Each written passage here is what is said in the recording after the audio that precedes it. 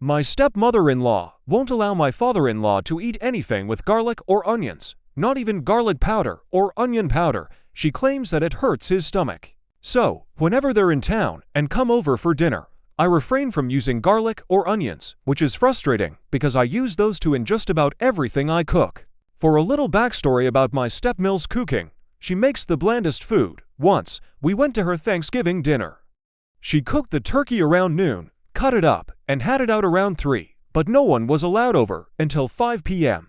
By the time we arrived, the turkey was cold AF and drier than the Sahara Desert. The woman just doesn't know how to make a tasty meal. Anyhow, my Phil visited us once without his wife, and I made chicken breast with garlic and onion seasoning, and he loved it.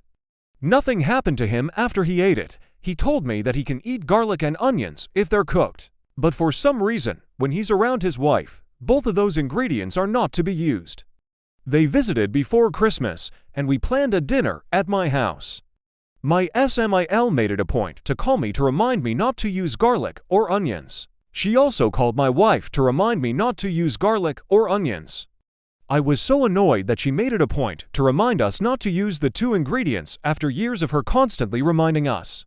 That night, I cooked the chicken breast with sage, rosemary, thyme, garlic, and onion powder. Both my Smil and Phil loved the meal. In fact, they commented on how juicy the chicken was and how delicious it tasted.